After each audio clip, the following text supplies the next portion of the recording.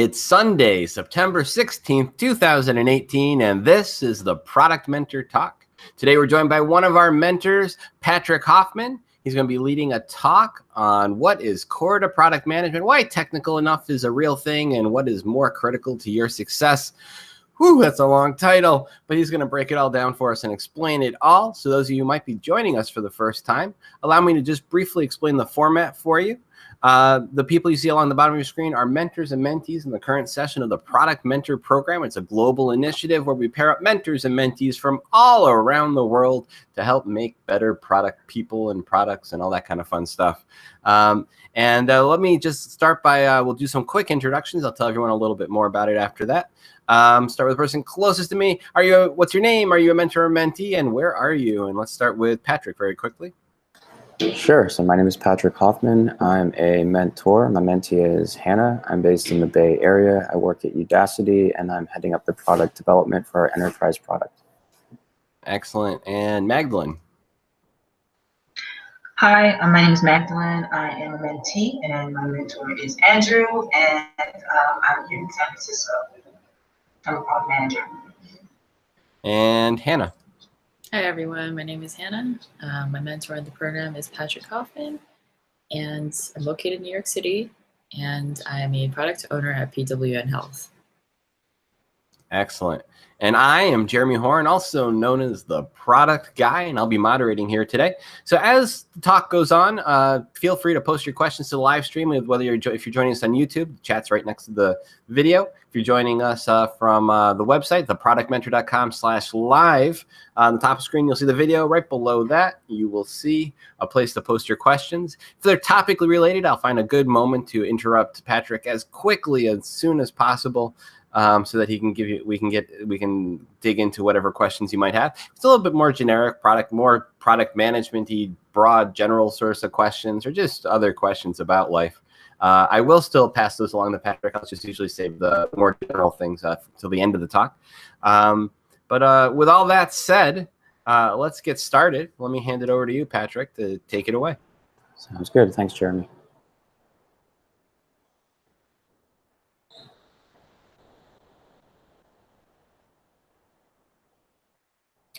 So today I'm going to be talking a little bit about a topic that I've definitely noticed coming up more and more in my conversations with PMs, both early in the career and later on as they look to level up into more senior roles. And so what this is, in summary, is basically like what are critical to being a product manager. In the context of how product management has changed in the last really 10 years and how people view product management and what it takes to both get into product management, but to then really level up and go to that next tier in your career as a PM. So high level, for many of you, my name is Patrick Hoffman. I work at Udacity. I'm heading up the product development of our enterprise product, which is serving multinational companies around the world. Prior to Udacity, I was over dealing with more mobility and consumer-facing goods, as well as products such as bike share, electric bike share for cities. So for many of you, like definitely those who are PMs or those who may be looking to get into PM, a lot of people see this as being the path where a product manager is somehow the magical combination of someone who has technical engineering background paired with some business savvy. So a lot of people think you have to either start off going into something like computer science or engineering, and then after having done that and proven that you really have technical chops, transitioning over into business, either doing your own startup or somehow getting into more of an operations role in a company. Alternatively, other people think you have to start off with a degree in business or economics, and then eventually somehow pick up, these magical skills of Python or SQL or HTML if you're dealing with more web properties. And then after that, boom, you're a PM. You can go off and do everything that it takes to be a PM at a company and to bring value to that company by developing their product. And this is a premise that I actually kind of call into question, and I'm seeing called into question more and more by other PMs who have also been in the field for a while. So historically, the accepted model has three parts. and those are technology, UX, and business.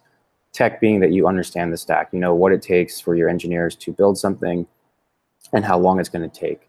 Now, this has begun to change a little bit as technology moves faster. You don't always know exactly what's going to be in your tech stack. You know, if you're now getting into being a PM, dealing with deep learning models, well, that's radically different than 8 years ago when suddenly mobile hit and it was a huge thing, or a decade earlier when it was just the web in general and getting into how you do payments and marketing and everything else online. So, you know, tech is important, but people tend to think that you have to know this. You have to really be able to go down into the weeds of any engineering stack with your engineers and talk to the same level as those engineers. Similarly, on the UX side, you know, what does it take to be the design of the user, what the experience is, being able to even pull out a pen and do wireframes. Like that is something that people expect a PM has to know how to do. And then on top of that, people tend to think that the PM has to know how to view this in terms of the right metrics, the right goals you're working towards, your revenue, your growth, et cetera, as well as how to kind of coordinate the business and make sure it has the right blend of product tying to marketing, to sales, to customer success, et cetera. And so Marty Erickson, who was one of the founders of Mind the Product, he put this quote out there back in 2011, but it had been kind of floating around in one form or another for a while, which is a good product manager must be experienced in at least one of these three areas, passionate about all three, and conversing with practitioners in all. So in many ways, he's voicing that deep T framework that people have for talking about any worker, you know, that you have to be an expert in one area and ideally conversant and knowledgeable across a wide set. But what's really interesting is that in these three areas, they're still fairly individual contributor focused, and it's very narrow. Each of these is a highly technical field if you were to be a perfect expert in it. And more recently, PMs like Matt LeMay and others have been writing, have started to call question about this and say that maybe there's actually more to being a PM. Because really, when you look at this, okay, technology, great, you know, like what goes into an engineering stack, and UX, okay, you know what makes for a good user experience and how to be responsive and how to, you know, work whether the people have good vision or not good vision, as well as the business acumen. Like, that's great, but things are missing from this, things that are critical to being successful as a PM and really bring value to your organization. And so, you know, Matt LeMay most recently put this out in a new book called Product Management in Practice, and he's framing it as this core method, right? So core to this method are communication, organization, research, and execution. So I'm going to go into a bit more detail in terms of like real world scenarios and just putting it out there in terms of how this new model may better reflect what it is to be a PM and the challenges of a PM, because day in and day out as a PM, you know, it's ambiguity. Ambiguity is one of the biggest things that you will be dealing with, and how to handle it and how to work through that to drive value is really critical. And in addition, like I'm going to, towards the end, I'll talk to how it's not just a question early on as a PM, but really every key gate stage as you go through, you're going to end up having this perceived path dilemma of what is the experience that you must have to go to that next stage, and do you actually need to have it, or is there some other aspect of risk in play that you can get passed on? So the reality for PMs is that communication is incredibly critical, and in the context of communication, it's really, you know, how do you communicate out to others, but also communicate with them in a more of a one-to-one manner, right? So this is a real-world scenario. This is something that definitely happened to me, and it's I'm going to talk through this in order to highlight the importance of seeking clarity over comfort when communicating as a PM, right? So, you know, last December, my team we set a roadmap for 12 months, and end of January, we're kicked off into 2018. We've reaffirmed it. Like, we feel confident that these are the right areas to focus on to bring value to our business through 2018 and to help drive growth. So, you know that one of these items, we have to work with another team in our business, and another team that has their own roadmap and has their own things that they just have to get done the first of the year, that we can't work with them until July. July is the soonest we'll get there, right? So heading into, the end of Q2, we reaffirm, we say, okay, is this still something we want to do? Do we want to make sure we go ahead with this team? And so we do that, right? We start building out a proof of concept to validate that we can do this at a technical level, having validated that we feel good about it on the business side. But then we're talking with our head of our business unit, and he, happens to make a comment, questioning whether we should or shouldn't even do this feature. And, it may have been made in a offhand manner. It wasn't like take action, but I've definitely seen more junior PMs that I've worked with or in other roles, that a comment like that from someone who effectively is the CEO of your business unit, or if you are at a smaller company, maybe the CEO, or even at a big company, the CEO, that they hear that and boom, off to the races. They're throwing away everything that was planned on. They're throwing away the prior assumptions, and they're saying, okay, this must be the new norm. And really, as a PM, that's not the right approach. The approach needs to be finding out, what did that person mean by this comment? Did they really mean to go ahead and drop this, or do they mean something else?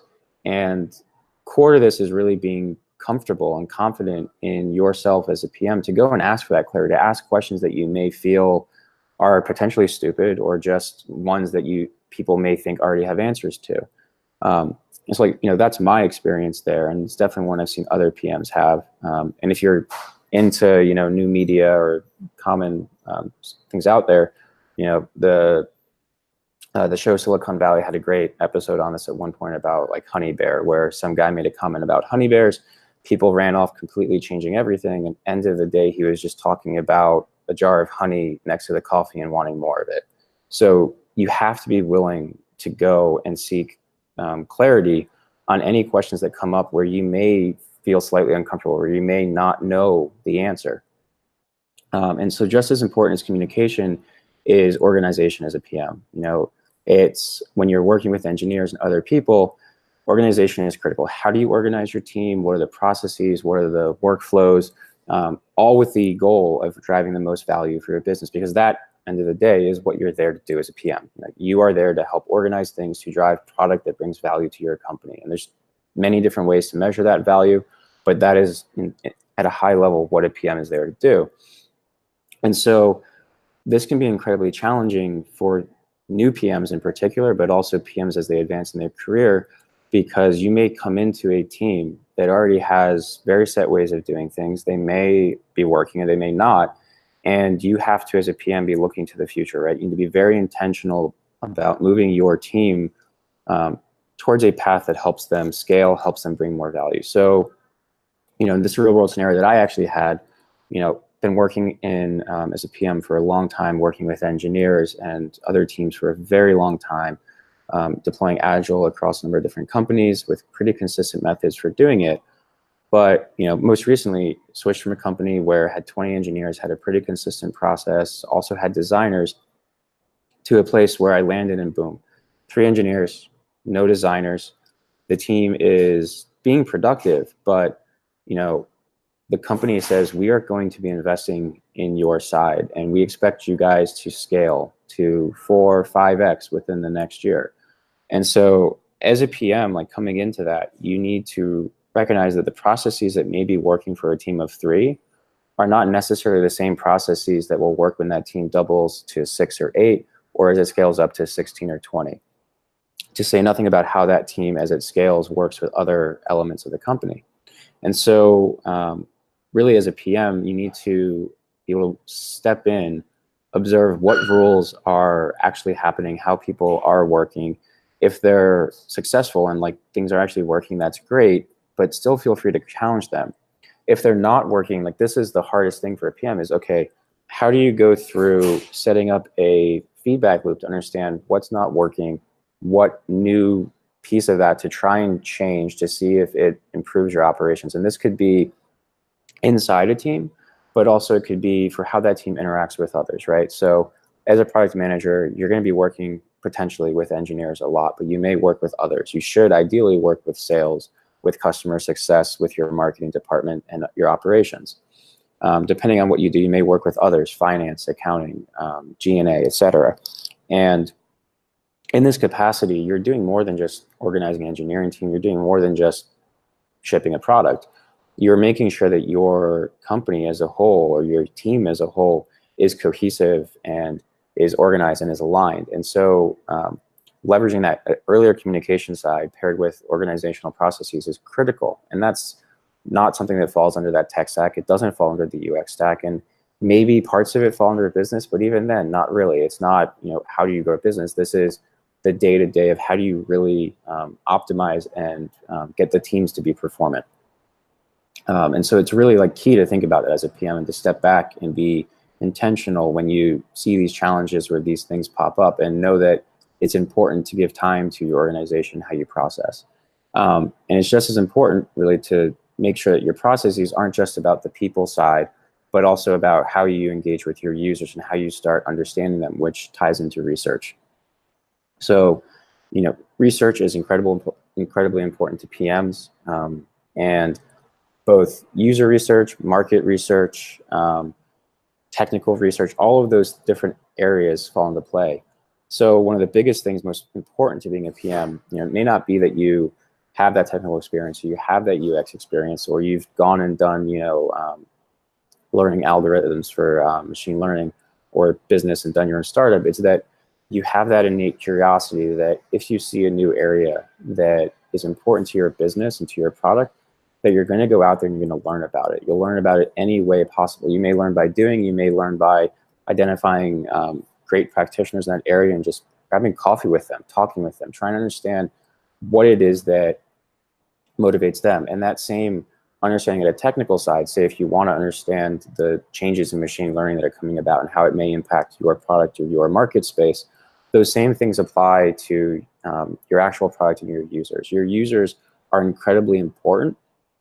And a lot of junior PMs may fall into a trap of thinking that they know best. They know what the product needs. They know what their users need without actually going out and talking with their users.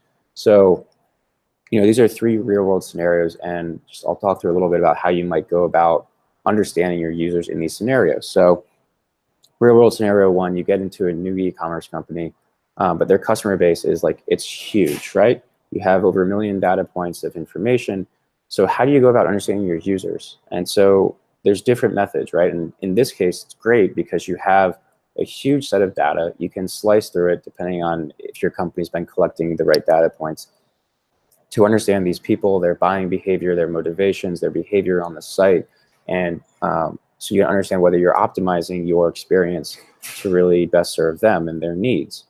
But at the same time, beyond just looking at the data, these are people. These aren't just numbers moving on a page. So working with designers or doing it on your own to do some user research, get in front of these customers, try and understand their true motivations beyond what you're actually measuring on the site. Because often you'll find that you can't measure everything through your product. There's going to be a lot of things that happen that you don't know. And that's incredibly important as a PM to go out and to find out and challenge, do you what you know or what you think you know, what you think you don't know, and so you can go learn it, but also to put yourself in scenarios where you'll discover the things that you didn't know that you didn't know. So talk to those people, do that discovery, and that's really critical when working with users.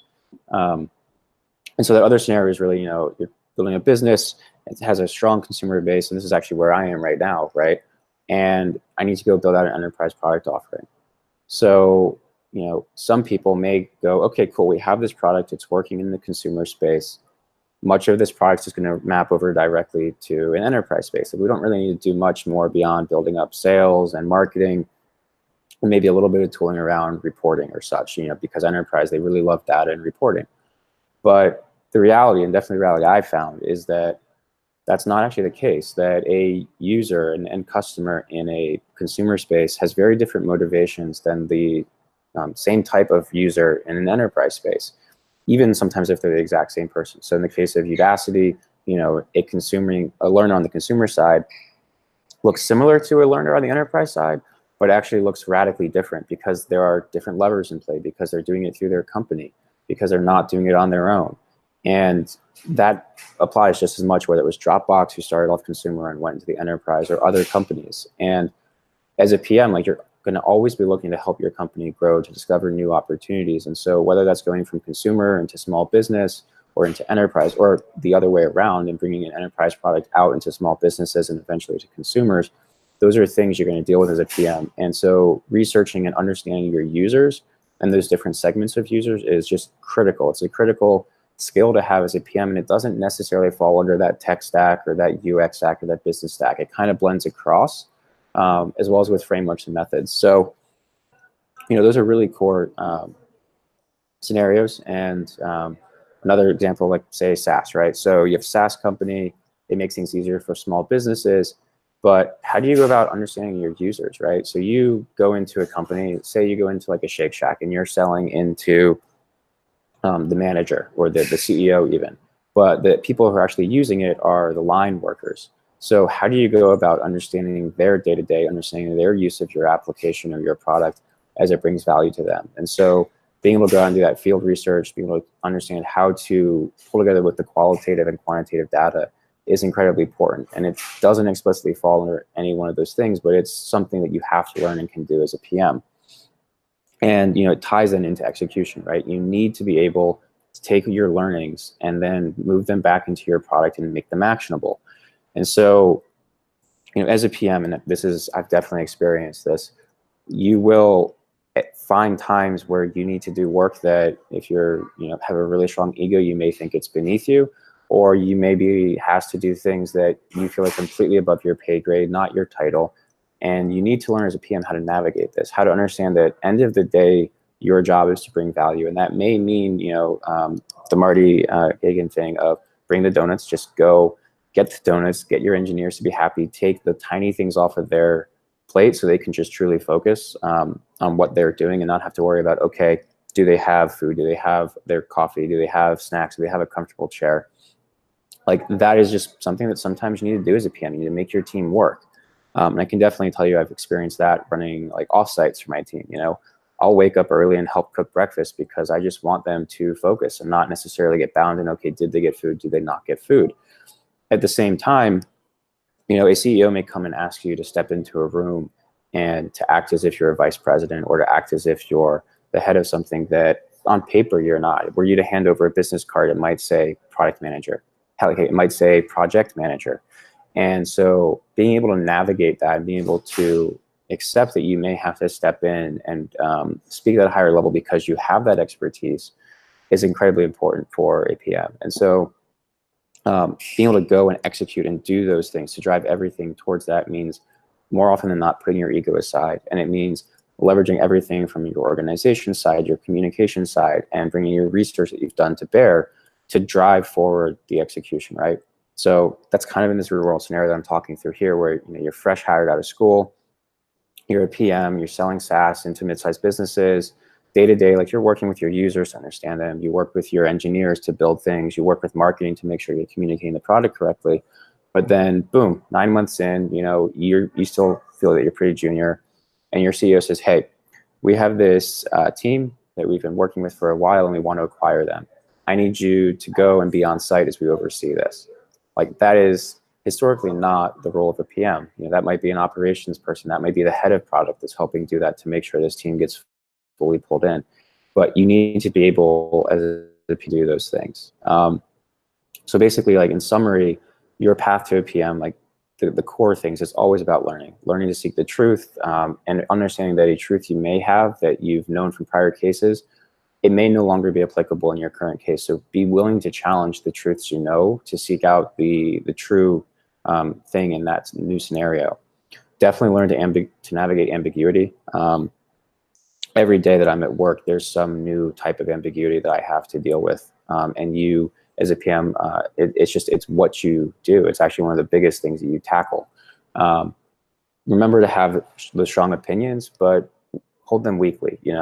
Truly believe what's right for your users, truly believe what's right for the company, but be willing that in the face of new data and new insights to challenge that, to question it, and if needed, to drop those and have new opinions, again, strongly held.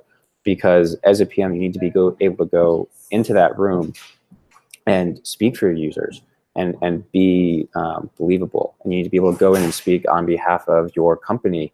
And if you're going definitely in the enterprise space, if you're talking with your customers, you need to be able to speak for what the company needs and how to help navigate that to also suit what the customer needs, right?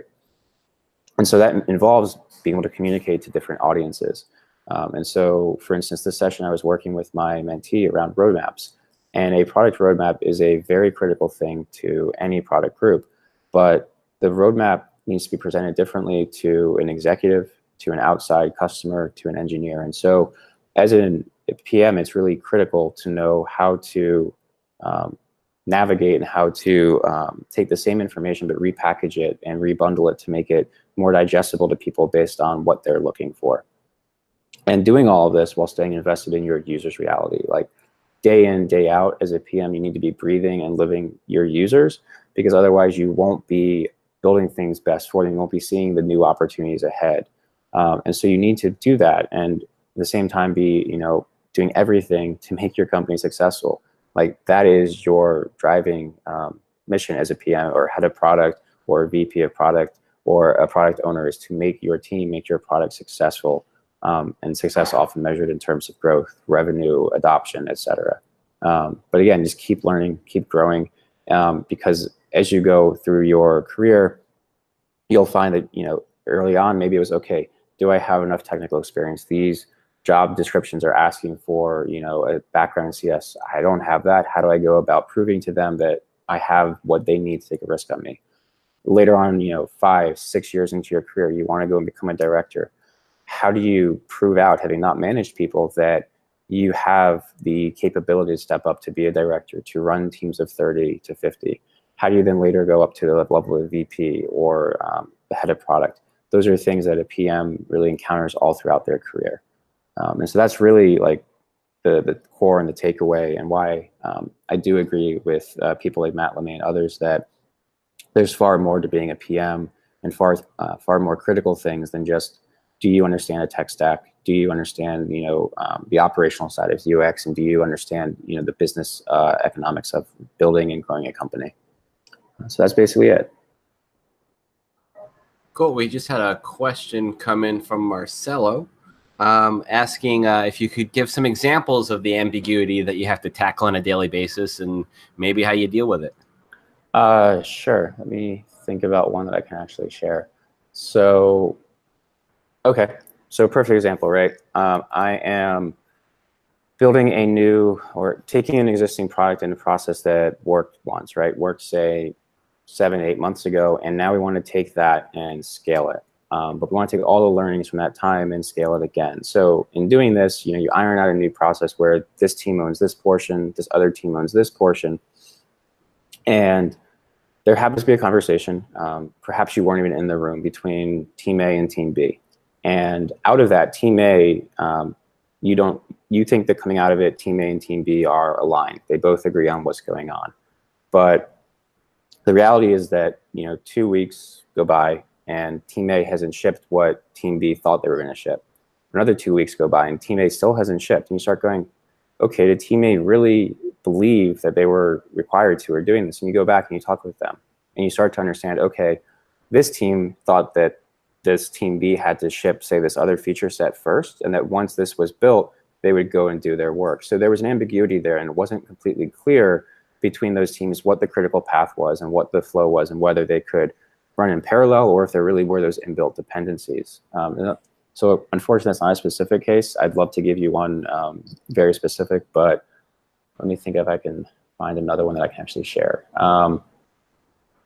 Okay, so way back early in my career, working at Social Bicycles, which is now called Jump, there were two engineering teams, right? So we had our kind of our core embedded software, and we had our server-side web software, mobile app, everything else. And we have bikes that are out in the wild, and we were kind of pioneering this new method of being able to let you book a bike remotely. Like, think of it like having Uber and you could click a button and get a ride. But for us, it was that there's a bike out there that you can physically walk up to and punch in a code. And at the same time, you can pull up your phone, find that bicycle, hit a button. So in that scenario, right, there is a a queuing of messages that goes on to say, should this bike be bookable and who wins? And you end up in a race condition potentially, where if I'm at the bike and I'm typing things in and someone else is on the web clicking a button, which one of us should win, right? And partly this is the business logic of that rule set, but also it's the technology. If the bicycle is the owner of the logic and saying who does or doesn't have rights to it, then you end up architecting your system quite differently than if the server side is doing that. And so the ambiguity that we found there was that the embedded side had gone through a number of iterations and changes in team members, while the server side team had been pretty consistent. And so the reliability of the embedded was in question historically. So to date, the server side had been the one owning it. And we now, having redone our hiring and our operating side of our embedded software, we're like, no, we really trust this team. We like what they're doing. And business logic wise, we think the bike should be the ultimate arbiter of this. But now you have to navigate that ambiguity of how do you convince the server side team to trust these people, since they haven't necessarily had that experience? And how do you help your CEO ultimately, who may have to step in and tell these two teams how to work together? How do you help them understand this when they don't understand things at a core technological level? They don't understand that the queuing system, they don't understand the connections between the bike and the web, and they don't understand necessarily the fullness of the business logic. They just want their users to have a brilliant customer experience so that they come back, they keep using it, and they refer others in. And this is a really hard problem, because if you go to one side, okay, then someone's typing in, they punch in their code, they think they get it, the bike comes back with a pin, but that pin is actually for the person on the web. So now the person at the bike is having a terrible experience. Converse, if the person at the bike is winning and they have won, and you still show that bike on the web in the wrong way or don't craft that experience, the person on the web will have booked that bike, think they have it, but then the app comes back, a minute later while they're walking towards it saying, hey, you don't actually have this. And they pull up to look for other bikes and they go, what? There's no other bikes around. Now they don't have that means of transportation that they were looking to have. So there's going to always be different types of ambiguity as a PM. Those are just two examples of ones I've had. Awesome. Looks like that's all the questions we have today. I'd like to thank our speaker, Patrick Hoffman, for telling us and walking us through all the things that are core, or should be core, or you should consider core to product management. And as always, the presentation will be posted to our SlideShare channel. And a big thank you from me, Jeremy Horn, also known as the Product Guide, everyone else who joined us today, and the Product Mentor. And also don't forget, if you're interested in being a product mentor like today's speaker, Patrick, the product people of all sorts all around the world, please visit theproductmentor.com and sign up today. And also, if you're looking to fill a new product job with a great product person, visit our very own free-for-all job board at theproductjobs.com. And with all that said, thank you guys, everyone, for joining us today. And I'll see you guys all next time at the next live stream. And with that said, bye.